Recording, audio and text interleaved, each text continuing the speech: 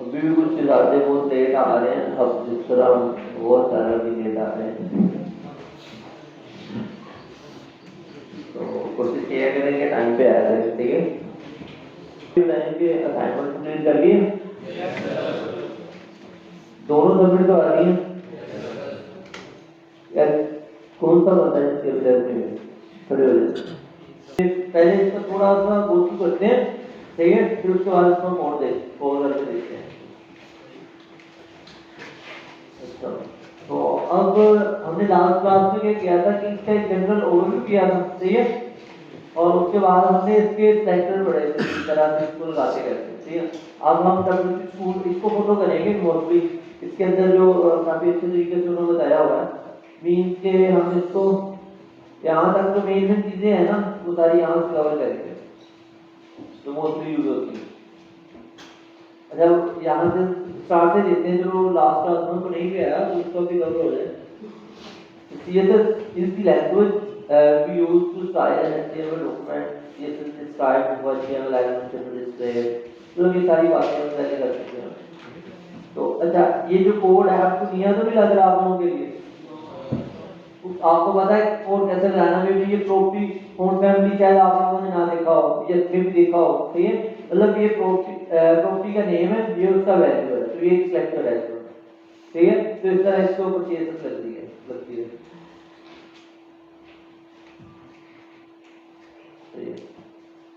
Then उसके बाद learn from our the example. तो इसका मजे की बात ये है कि कोई कॉन्सेप्ट की आपको सारे है ना, यहाँ पे 3 एग्जांपल दिए हुए हैं, तो एग्जांपल प्रैक्टिस कर सकते हो। उसकी जो मतलब ये जो कह लो कि प्रॉपर्टी जो वैल्यू दी है इसको आप चेंज करके दे सकते हो। अगर यहाँ पे 20 पिक्सल है तो 20 पिक्सल की बजाय आप यहाँ पे 30 करके देख सकते हो कि बड़ा हो रहा है छोटा हो रहा है, ये सारी चीजें। अच्छा जी, देन उसके बाद तो ये उसने एक एक्सरसाइज दी है, तो हम यहाँ पे करते हैं। लेट्स उसने क्या किया है, set the colour of all P elements to red. चल यहाँ पे वो लास्ट वाले कलर यहाँ यहाँ पे उसने कहा है कि set the colour of all P elements to red. तो यहाँ पे क्या लिखना है? कलर, ठीक है, और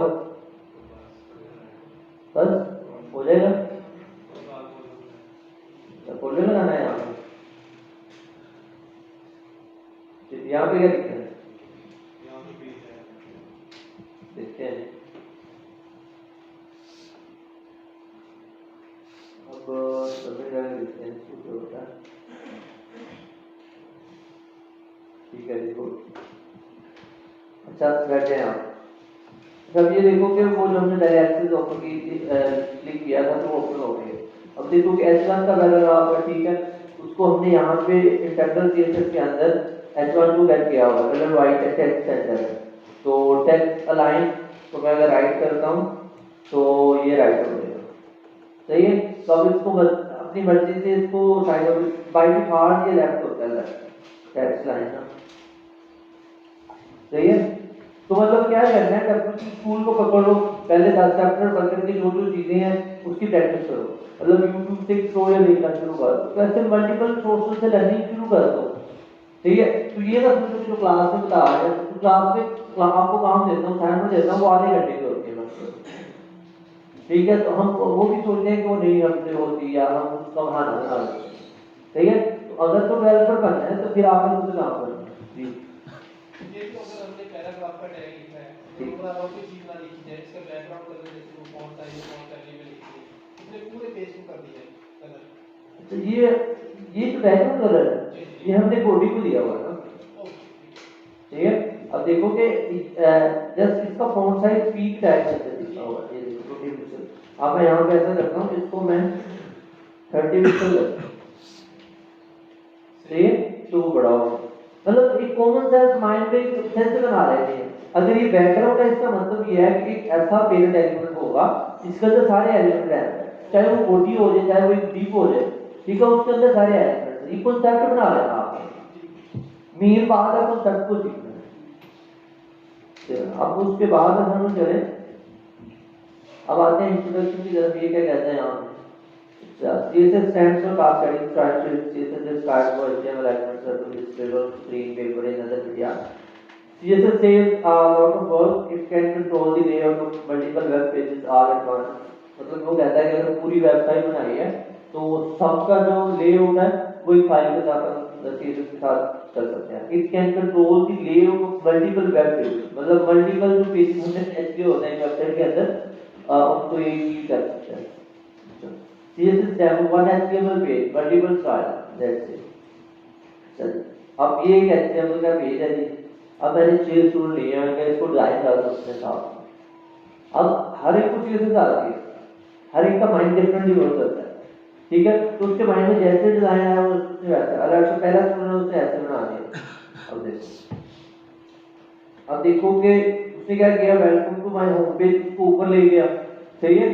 अब ये देखो सारा लेआउट मैंने किया है, तो ये लेआउट में भी इसके पीछे उसने फ्लैक्स बॉक्स यूज किया हो, ग्रिड सिस्टम यूज किया हो, ये उसकी अपनी चॉइस है। अब ये देखो कि बॉटम पे ये ले आया, मतलब उसने क्या किया, टॉप के ऊपर हेडर के दो तो ये लिख दिया, साइडों में 2 सेक्शन बनाए, एक के अंदर ये लिख दिया, एक के अंदर ये लिख दिया। अब चॉइस टू के अंदर आते हैं। अब इसको उसने काफी बड़ा कर दिया, पहले वो लेफ्ट साइड पे था लिंक, अब उसने राइट साइड पे ले आया। आप देखो यहाँ सही है। अब नीचे आओ तो वैसे करके ले लिया। अब 30 के ऊपर आए तो अब ये देखो उसने टॉप के ऊपर हेडर ले गया, लिंक भी टॉप पे ले आया, सही है। तो अब वो देखो उस बाकी सारी उसमें चीजें ले आया। अब देखो अब वो लेफ्ट पे ले आया, तो चेंज कर दिया। तो अगर हम वैसे जैसे टैक्स को आना पड़े, हमें बिल्कुल ऐसा लग रहा है कि डिफरेंट वे है, मतलब क्योंकि उसकी पेरेंट से डिफरेंट है, कंटेंट ऐड नहीं चाहिए है, इसलिए बोलते हैं कोई HTML है कंटेंट बनाता है, मतलब बैकग्राउंड में जो चीज है वो सारी कवर हो जाती है CSS के साथ, ऐसे ही है। तो हम भी क्या करते हैं, मोस्टली अगर कोई एक पर्सन है उसमें कोई बहुत हैवी किस्म का कोई ड्रेस पहना हुआ है, तो हमारे माइंड में क्या जाता है, ये तो बहुत ही बड़ा मेल शख्स है। अगर एक नॉर्मल सा हुआ है जैसे, तो इतना ज्यादा तो ये नॉर्मल पर्सन है, ठीक है। तो ये माइंड में सेंस आती है उसको देख के। ऐसे वो जिस बंदे ने पहनी हुई है मीन समझने में भी वो हमसे भी कोई बहुत मतलब कह लो कि गरीब हो, ठीक है, लेकिन उसमें पहनी हुई, तो माइंड में ये समझ जाती है। ये वो CSS के साथ सारी चीजें होती है, ये वाला स्टाइल। अच्छा, अब उसके बाद CSS सोल्ड बिग प्रॉब्लम। अब इसको पढ़ते हैं। HTML was never intended to contain tags for formatting a web page। ये इंटरेस्टिंग चीज है। और देखो उसने बोला है कि HTML ने कभी भी फॉर्मेटिंग के लिए टैग नहीं बनाया, उसने जस्ट कंटेंट लिखने के लिए, मींस के उसका स्ट्रक्चर बनाने के लिए, सही है। तो ये उसने बात की है। HTML was created to describe the content of a web page like this। ये देखो हमने ये लिख दिया, तो इसके लिए HTML यूज होता है। When tags like font and color attributes were added to HTML, people do specification। मतलब अब HTML5 है ना, तो उन्होंने क्या किया था, पहले HTML 3.2 के अंदर ये 2 टैग ऐड किए थे, फॉन्ट और कलर एट्रीब्यूट्स के। उसने कहा कि when tags like font and color attributes were added to HTML 3.2, it started a nightmare for web development। Development of large websites where font and color information were added to every single page become a long and expensive process। मतलब ये है कि आप देखो कि एक code है जो हमने पूरी वेबसाइट के अंदर लिख रहे हैं, ठीक है। आपको Amazon की वेबसाइट है, उसके अंदर कितने पेज हैं, ऐसे अब वो क्या कहता था, वो पुराना HTML 3.2 होता, तो उससे क्या करना था, हर एक कंटेंट के लिए उससे टैग लिखना था फॉन्ट का। अब वो देखो कि वो काम आसान है या जस्ट एक जगह पे प्रॉपर्टी लिखी और उस फाइल को 50 फाइलों के साथ अटैच कर दिया, वो अप्लाई हो गया, कौन सा आसान है, ये तो आसान है ना। तो इसलिए उन्होंने कहा था कि CSS जरूरी है, दैट्स व्हाई HTML के अंदर CSS से जो टैग है वो नहीं। अच्छा, और to solve this problem the World Wide Web consortium created CSS। CSS moved the style formatting from the HTML page। If you don't know what HTML is, please just don't know। Okay, so CSS, the style definitions are normally saved in external .css file। कोई बातें कह रहा हूँ उससे, अब आते हैं sentence की तरफ। अच्छा, लास्ट क्लास में भी हमने डिस्कस किया था, इसको पहले यूज भी किया। वंस अगेन हम इसको देख लेते हैं क्या कि आप देखोगे ये जो सेंटेंस के अंदर ये H1 लिखा होगा, ये एक सिलेक्टर है, मतलब ये सिलेक्टर मल्टीपल तरह के हो सकते हैं, मतलब आईडी हो सकता है, फाइल नेम हो सकता है, और उसके साथ क्लास हो सकता है। अच्छा, अब ये मजे की बात ये है कि जिस एलिमेंट को हम टारगेट कर रहे हैं ना, उसके अंदर कौन कौन सी एट्रीब्यूट है, H1 का दिया है। अब उस जिसके अंदर मैं कहता हूँ जिसके अंदर कलर ब्लैक है, जस्ट जिसके अंदर कह लो कि कलर ब्लैक है, जस्ट उस एलिमेंट के ऊपर ये चीज अप्लाई करो। हम उसकी प्रॉपर्टीज की बेस के ऊपर भी कर सकते हैं, तो ये प्रॉपर्टीज की वैल्यू की बेस के ऊपर भी कर सकते हैं। तो ये सोचो कि CSS जो है ये एक बड़ा स्मूदर है, इसके अंदर ये बहुत सारी चीजें, मतलब ये 4 5 6 तरह के सेक्टर्स होंगे हमारे पास। अभी हमने मोस्टली यूज ही होते हैं, मतलब नेम के साथ हो गया, आईडी क्लास के साथ, तो बाकी और भी है। सिबलिंग सेक्टर का मतलब क्या है? अब लेट्स सपोज 2 पर्सन है, आप वो आप छोटा भाई, सही है। अब लेट्स सपोज मैंने आपके भाई को देखा 2 साल पहले, अब तो उसको जैसे एक दफा देखा, तो उसके बाद आप मेरे क्लास में आ गए, मेरे स्टूडेंट, ठीक है। आपने लाया वो मेरा भाई है, अब मैंने उसको कोई इन्फॉर्मेशन भेजनी है, तो मैं आपको भेजूंगा ना, मेरे लिए आप टेक्निकल क्लास में आते हो, ठीक है। तो मैंने आपके ऊपर कोई आपके थ्रू आपके भाई को इन्फॉर्मेशन भेजी। इसी तरह एक लेट्स सपोज 2 टैग है ना, जिस तरह अगर मैं यहाँ पे बताऊँ आपको, अच्छा जी, अच्छा ये जो H1 का सिबलिंग सेक्टर है ना, ये इसका P टैग है। अच्छा, ये इन दोनों टैग का जो पेरेंट सेक्टर है वो पेरेंट टैग होता है बॉडी। बॉडी। अब बॉडी की 2 चिल्ड्रन है, सही है, ये वाला चिल्ड्रन, ये वाला, ठीक है, और ये वाला।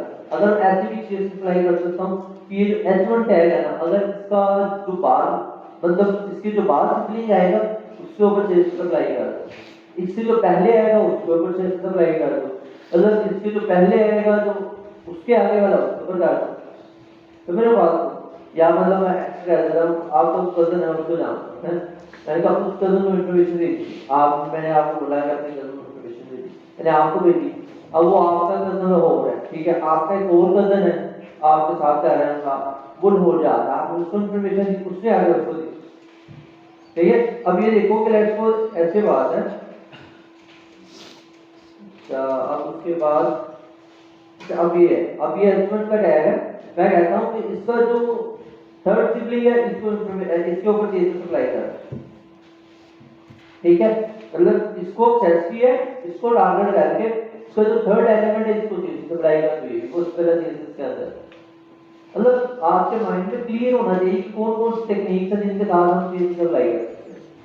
आगे कौन कौन सी है वो हम आगे जाके देखेंगे, ठीक है। फिलहाल माइंड में जैसे जैसे मैं बता रहा हूँ चीजों को गैदर करते जाओ, हाँ ये चीजें पॉसिबल है, तो जब डिजाइन दूं तो वो जो चीजें माइंड में है तो वो सारी की सारी अप्लाई किया आप देखो कॉपी किसी ओपन नहीं की हुई रजिस्टर कौन है इस वक्त किसके बारे में रजिस्टर ओपन है, एड्रेस है, मतलब हार्डली 10 स्टूडेंट, क्यों आप लोग नहीं पढ़ने आए, अब वो इतनी चीजें बता रहा हूँ आपको, काम किया आप लोग नहीं कर रहे। आपने ना फर्स्ट ऑफ ऑल कोई भी चीज सीखने से पहले मतलब ऐसे चुप करके नहीं बैठ जाते कि मैं यार सुन रहा हूँ, कोई ऐसे तो नींद भी आ जाती है, मतलब have to put yourself in beginner mode. अब वो बिगनर मोड क्या है कि आप पूरा चेयर के ऊपर आगे होकर बैठे, मतलब जैसे मैं बता रहा हूँ चीजें आपको पता मुझे तो नई चीज बताऊँ आपको जो है, यदि ऐसा भी होता है, ठीक है, तो अपने आप को बिगनर मोड के अंदर पहले लेके आना पड़ता है। बस बिगनर मोड क्या होता है कि मुझे कोई चीज का नहीं पता, मैं बता भी अपने आप को है ना, मुझे कोई चीज का नहीं पता, मुझे नई चीज सीखने को मिलेगी। साथ मैं क्या करता था, लेट्स सपोज अगर मैं हूँ तो मेरा रजिस्टर ओपन होता था, मैं ऐसे होकर बैठता था, ठीक है, यहाँ भी ये पहला या उसके दूसरे वाला मेरा होता था, मतलब पहले ही होता था सेंटर में या इधर लेफ्ट साइड में यहाँ पे बैठता था, ठीक है। तो यहाँ पे रजिस्टर होता था, तो रजिस्टर में मैं नोट करते जाना, तो क्लास में सबसे ज्यादा होता था सर अच्छा यार आप तो बाद में आप में पा रहे, ठीक है। तो आप मतलब अपने आप क्या करना, ज्यादा से ज्यादा क्वेश्चन पूछिए, क्वेश्चन से आप भी पूछ, एक क्वेश्चन पूछ लो ना, पूरे का पूरा लेक्चर आप अटेंड ही हो सकते हो। आपको माइंड में ये आ रहा होगा कि यार मैं क्वेश्चन पूछूंगा, ये जो इतने साथ वाले बैठे हैं ये क्या सोचेंगे। अब देखो फिर इतने क्लास वाले बैठे हो मेरी एज मोस्टली, अगर मैं सोचूंगा कि ये क्या सोचेंगे मैं कैसे पढ़ाऊं, फिर मैं पढ़ाई कैसे करूँगा? आप आपने से क्वेश्चन पूछना तो फिर आपको माइंड में कंफ्यूजन आ रही है, इतने बंदे आ रहे हैं, गलत पूछ के क्या होगा? ऐसा कुछ नहीं होता कि आपका एक क्लियर पाला हुआ है, तो जब निकालेंगे तो फिर जो शुरू होती है। पहले फिर अगर मैं ना सोचता कि यार मैं नाम पढ़ाऊँ इसने सुनना है, तो अगर मैं गलत किसी ने बोल दिया आपने तो स्टूडेंट कहेगा कि यार शादी की गलत बात कर दी है, ठीक है, तो फिर क्या होगा?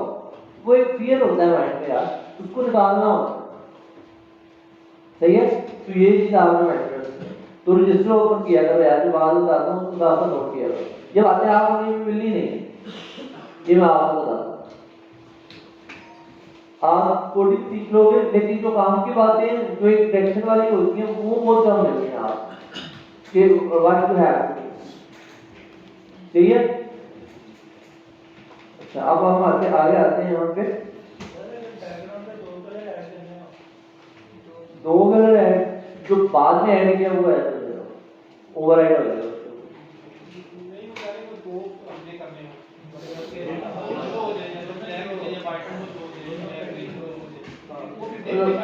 अच्छा, वो तो ऐसा होगा ना कि आप ऐसे होगे, हाँ नहीं वे ऐसा कैसे होता है यार, मतलब वो फिर आगे हम काम में अंदर आ जाता है। वैसे अब मैं कहता हूँ कि आप भाई दो तरह के कपड़े पहन के आओ, एटलीस्ट हमें एक ही नजर आना है ना, चाहे आप दो कोट पहन के आ जाओ, हमें कौन सा नजर आना है?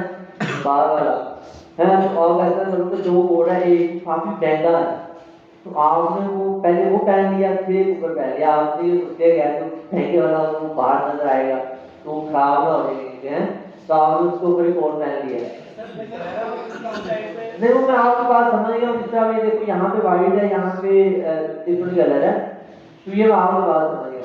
एड्रेस में एक एचटीएमएल एलिमेंट के ऊपर अप्लाई करना होता है, ठीक है। तो आप वो कैसे कर सकते हैं? अब देखो एच1 के ऊपर गया तो ये 100% हिट कंटेन करता है, तो इससे 100% ही देगी। हम भी अगर ऐसा कर सकते हैं, मतलब कोई इसमें बड़ी बात नहीं है। और दो पी टैग ले लीजिए, ठीक है। तो पहले पी टैग को 50% दे दे, दूसरे को 50% दे दे, तो एक लाइन के ऊपर रेड कर दें, दूसरे में ग्रीन कर दें, तो मतलब चीज के अंदर बहुत सही जो आपके माइंड में आता कर सकते हो, लेकिन उसके लिए डिफरेंस लिखा होगा, ठीक है। चलिए नेक्स्ट चलते हैं। ये चीज आपको क्लियर है? प्रॉपर्टी वैल्यू इसको डिक्लेरेशन बोलते हैं, ठीक है। इस तरह की चीजें नोट करते जाया करो साथ साथ, इसको सिलेक्टर बोलते हैं, जिसके साथ हम एचटीएमएल के एलिमेंट को सिलेक्ट करके चीजें अप्लाई करते हैं। एडजेक्ट कॉन्सेप्ट यही है, मतलब प्रॉपर्टी चेंज होती रहेगी, प्रॉपर्टी मोस्टली आज भी वही रहती है जो डेली बेसिस पे यूज करते हैं। लेट्स कोई काम करना है आपको, प्रॉपर्टी आ रही है, हम गूगल कर देते हैं, डब्ल्यूबी स्कूल की वेबसाइट के ऊपर आ जाते हैं। लेट्स अगर कोई कह लो कि कोई ऐसी प्रॉपर्टी ग्रेडियंट अप्लाई करना है, ग्रेडियंट का मुझे मेरे माइंड में ना हो, मुझे पता है ना कि इसके अंदर है ये, मैं डब्ल्यूबी स्कूल को कराऊंगा, यहाँ पे आया हूँ तो मैंने इसको भी क्लिक किया, तो यहाँ पे आएगा, मैं यहाँ पे लिखूंगा कि हाँ ये कैसे है, हाँ ये प्रॉपर्टी ऐसे यूज हो रही है, कॉपी क्या प्रिंसिपल आती है, ठीक है। तो मेन क्या कॉन्सेप्ट क्लियर होंगे, बेसिक से फिर हम आगे कुछ काम करेंगे। मतलब आपको टीचर पूछ देते हैं, मतलब वो कह लो कि ये टेक वर्ल्ड है, ठीक है, उसके अंदर आपको धक्का दे देते हैं। जब आपको धक्का दे दिया, मतलब आप चलना शुरू हो गए, ठीक है, तो फिर उसके बाद आप खुद काम कर लो। और देखो अब इस तरह की बात कर रहे थे आप, ऐसे ही अपने यहाँ पे कोई और चल रहा है, यहाँ पे कोई और चल रहा है, ठीक है। तब उसने वो बताया हुआ है कि अप लेफ्ट राइट एंड, तो इस तरह की हर चीजें आती हैं, आप देखो ये वो थोड़ा एडवांस काम है, लेकिन अभी हम बेसिक के ऊपर रहते हैं ताकि हमारा चीजें आने से कवर आना शुरू हो। चीजें सेक्टर के ऊपर आते हैं, चीजें sector select the HTML elements you want to start, चीजें sector are used to find HTML you want to start। अब ये 5 तरह के सेक्टर हैं, सही है। We can divide these sector into 5 categories, ये इस तरह की बातें लिख दिया करो। सिंपल सेक्टर, अच्छा एक बात को बता दूं, जब हम पहली दफा चीज सीख रहे होते हैं ना, सबसे ज्यादा पैसे में तब सीखते हैं, तो वो टाइम जाएगा जरूर लाइफ में। कोई भी चीज पहली दफा सीखो, ये ना सोचो मैं दोबारा करूँ, ये सोचो अब मैं सीख रहा हूँ ना, लाइफ के अंदर मैंने इसको दोबारा सीखना नहीं, मैं अभी इसको अच्छे से सीख रहा हूँ, मतलब सांसें लर्निंग होती रहती है, मतलब चीजें के बेसिक आपको अच्छे से क्लियर हो गए कि कभी भी आपको दोबारा आगे ट्यूटोरियल वो वीडियो नहीं देखना पड़ेगा। आपको माइंड में कॉन्सेप्ट होगा जब भी काम करना पड़ा। अब लेट्स से यहाँ पे आप प्रोसेस वाइज निकल जाती है, हमारा माइंड इंसान है भूल जाते हैं, लेकिन कॉन्सेप्ट माइंड में होना चाहिए। पहले वाली चीजों को अच्छे से सीखना। अब we can divide season selectors into 5 categories. Simple selectors select elements on name identity. ये कवर हो गया। Then combinator selectors, so they select elements based on specific relationship between them. इसको हम आगे डिस्कस करेंगे, फिलहाल सिंपल ये करते हैं। The pseudo selectors select elements based on certain state gap. Pseudo element select and style of art of an element. Attribute selectors select elements based on an attribute or value. वो जो बात आपको पहले कह रहा था कि कौन सा कलर है या कौन सी प्रोफाइल लगाई हुई है, ठीक है, उसकी बेस के ऊपर हम स्टाइल कर सकते हैं। तो अब आगे चलते हैं। ये सिंपल है, और उसके बाद आईडी है तो हैश लगाना आपने। तो अगर उसके बाद क्लास में स्टार्ट लगाना है। अगर आप चाहते हो कि हाँ अब ये आर्गुमेंट आ गया, you can also specify that only specific HTML elements should be affected by the class. In the example, only key elements in class center will be dead center. अच्छा अब इस चीज को समझना, ये जो है ना, अगर समझ के मैं इसको स्टार्ट कर देता हूँ। तो यहाँ पे p डॉट सेंटर,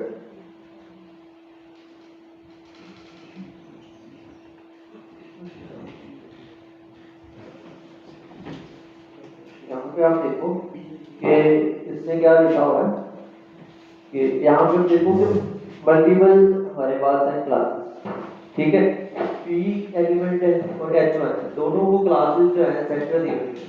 अब मैं जानता हूँ कि जितने भी p टैग है ना, मतलब जितने भी p टैग एक कैटेगरी के अंदर आते हैं, तो उन सब का ऊपर ये स्टाइल हो। अब इसकी मैं क्या सैंपल क्लास अपनी क्लास सेटल करता हूँ। ऐसे स्टूडेंट जो 20 से 25 साल की उम्र में है ना, वो एक साइड पर, मतलब एक मैंने कैटेगरी स्पेसिफिक आती जो बिलो में या अबव एज है, वो एक साइड पर है। मतलब मैं कैटेगरी डिफाइन कर सकता हूँ ना, जो बिलो 20s है वो इसके पे आ जाए, जो 20 to 25 है वो इसको के अंदर आ जाए, 25 to 30 इधर आ जाए, तो बाकी जो बड़े हैं वो इस साइड पे आ जाए।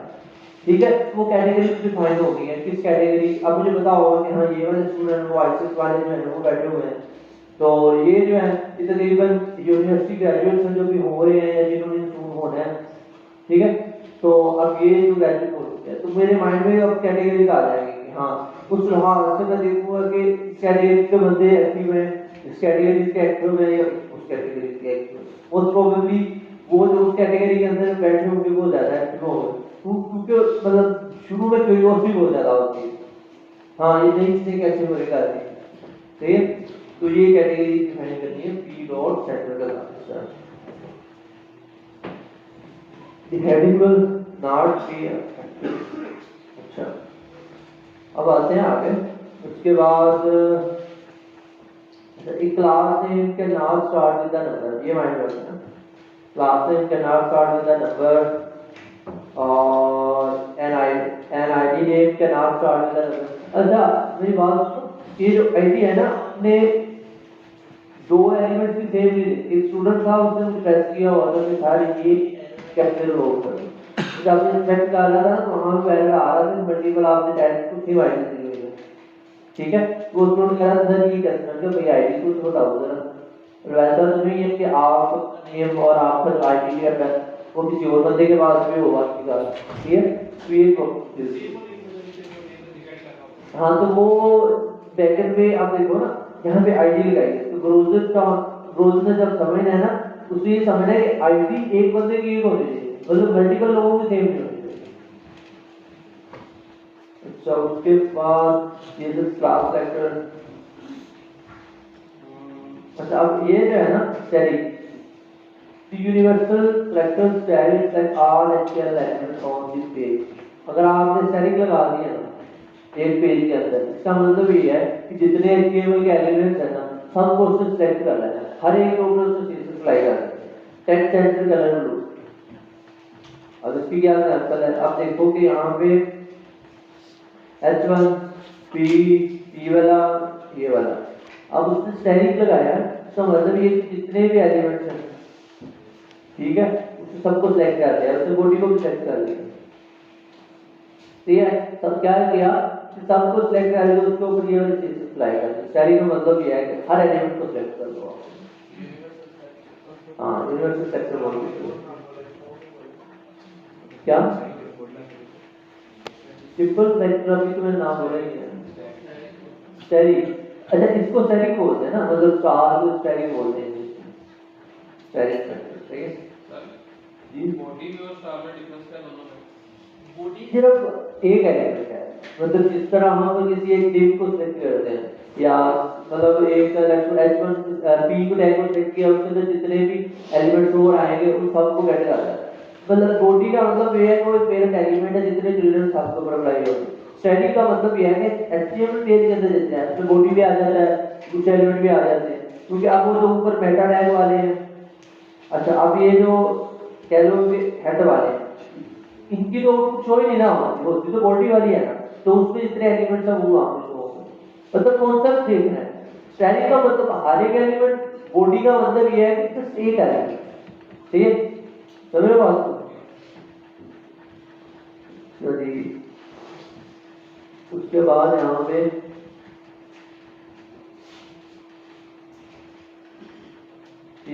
ग्रुपिंग सेक्टर, ये भी मतलब है the grouping sector that all HTML elements with same style references। अच्छा, अब एक एलिमेंट, अब ये देखो कि H1 H2 और P का टैग है, सबको अपने सेम स्टाइल दिया हुआ है। अब यहाँ पे कोई प्रॉब्लम है क्या, प्रॉब्लम मतलब रेपिटेशन आ रहा है, देखो ना कि कोड इंक्रीज हो रहा है। अब एक अच्छा डेवलपर वो होता है जो कोड को ज्यादा से ज्यादा एफिशिएंट लिखे, ठीक है। तो अब हमने यहाँ पे इसको एफिशिएंट लिखना है, अगर ज्यादा से ज्यादा एफिशिएंट कैसे होगा, मतलब थोड़े लाइन ऑफ कोड के अंदर आपने क्या करना है कि ज्यादा से ज्यादा काम करना है, ठीक है। तो उस लिहाज से फिर आप जब इसको कैसे कर सकते हैं, H1, H2, H3, मतलब इस तरह आप नीचे आते हैं, आगे H1, H2, H3, जब इसको बोलते हैं ग्रुपिंग सेक्टर। ग्रुप के अंदर इस तरह लिख दी, इसका मतलब ये है कि इतने एलिमेंट्स हैं, सब ऊपर सीरीज अप्लाई हो रहे हैं। ये क्लास और आईडी के लिए भी इंप्लीमेंट होता है जी, इस क्लास और आईडी के लिए हर सेक्टर में मतलब मल्टीपल सेक्टर को आप इस तरह कर सकते हैं, ठीक है। उसके बाद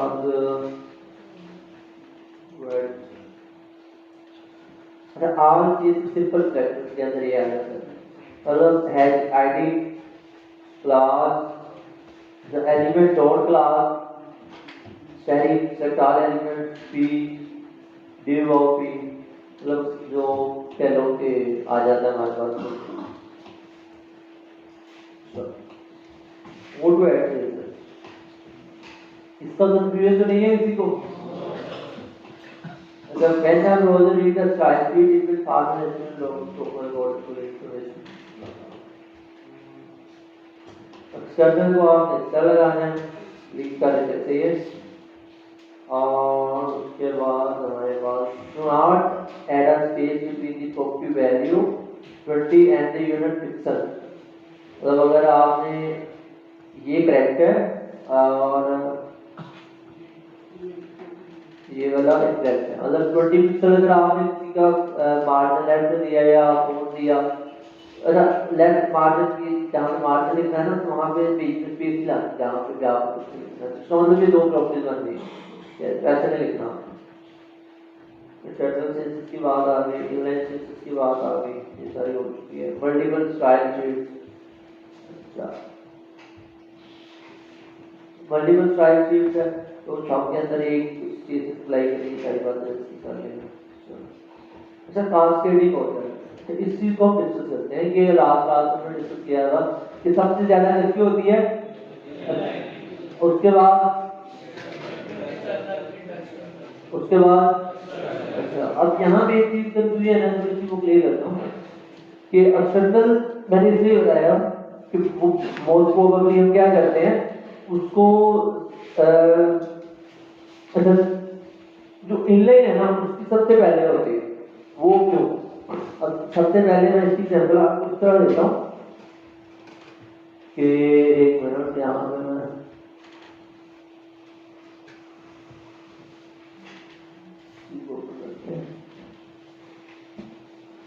अच्छा लिंक रिलेशन स्टाइल शीट। अच्छा मैं ये यहाँ से इसके अंदर इनलाइन भी लिख दूँ।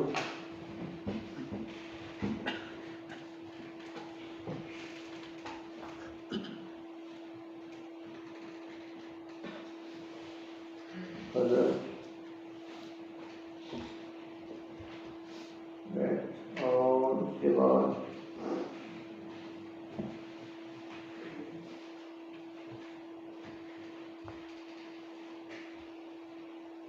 H1 के बाद P डैश, सही है। और उसके बाद मैंने क्या किया कि यहाँ पे इनको ठीक है, तो एक बार अप्लाई की हुई है। चलिए खैर अब मैं आता हूँ यहाँ पे इस वीडियो पर। अच्छा, कोड कैसे रीड होता है? कोड रीड कैसे होता है? ऊपर से नीचे। अच्छा अच्छा, अब ये बताओ कि एक कलर है वो H1 के टैग या P टैग के टैग के ऊपर एक्सटर्नल में भी दिया हुआ है डिफरेंट कलर, इंटरनल में भी डिफरेंट हुआ है और उसके बाद इनलाइन में भी डिफरेंट हुआ है। कौन सा